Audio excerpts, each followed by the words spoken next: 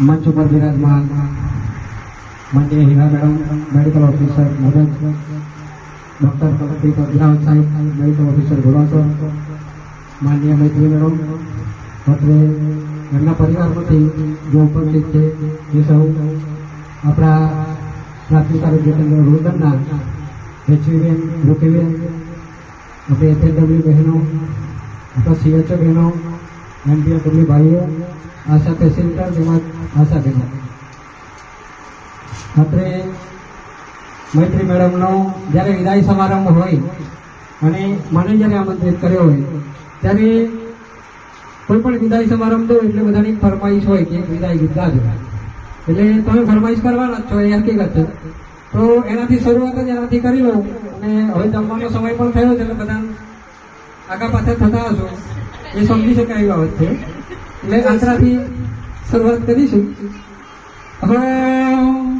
પંખી મેળાની આ છે વાતું, આજે વિખરવાની વેળા રે,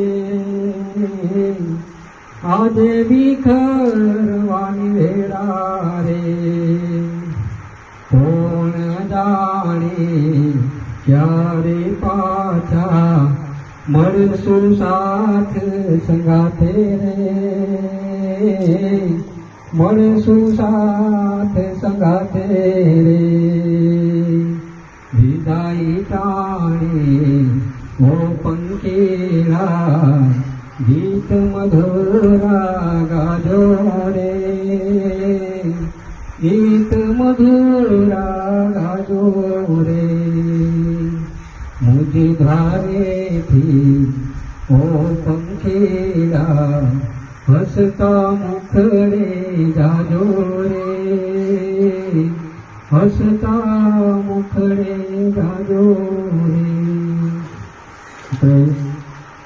આપણી જે ભારતીય સંસ્કૃતિ છે એ મુજબ નારી તું નારાયણી અથવા તો યત્ર નાર્યસ્તુ પૂજ્યંતે રમંતે તત્ર દેવતા મેડમના એમની છત્રછાયામાં એમની આગેવાડી હેઠળ એમના વડપણ હેઠળ મારે 3.5 મહિના કામ કરવાનું થયું.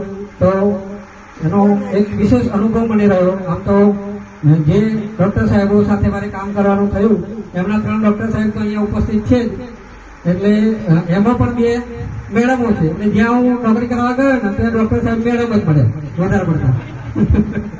એટલે એ પણ એક ગર્વ લેવા જેવી બાબત છે મારા માટે કે 10 વર્ષ હિના મેડમના એમની આગેવાની હેઠળ મેં કામ કર્યું છે.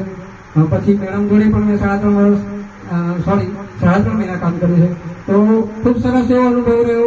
હિના મેડમ સાથે પણ ખૂબ સરસ એવો અનુભવ રહ્યો. પછી કલ્પિત સાહેબ પણ હમણાં 3 વર્ષથી અહીંયા ઘોડાસર જ છે. તો મને કામ કરવામાં કે નોકરી કરવામાં ક્યાંય હું એમ કહું કે કોઈ તકલીફ નથી પડી, કોઈ તકલીફ નથી પડી. તો એટલા એમનું મેનેજમેન્ટ જ એવું પાવરફુલ છે.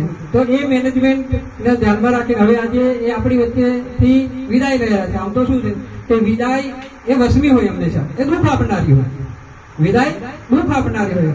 પણ અત્યારે એવું નથી કે હવે નિવૃત્ત થઈને જઈ રહ્યા છે, પણ એમનો નોકરીનો જે સમયગાળો નક્કી થયો હતો 11 મહિના કે 12 મહિના એ પૂરો થાય છે અને હવે એ એમની રીતે એક અલગ ફિલ્ડમાં એમને નક્કી કર્યું જ હશે તો ફિલ્ડમાં જવાના છે. તો એમનું ભવિષ્ય ઉજ્જવળ બને અને ખૂબ પ્રગતિ કરે એવી આપણે સૌને વતી ખૂબ ખૂબ શુભેચ્છાઓ પાઠવું છું. વંદે માતરમ, ભારત માતા કી જય.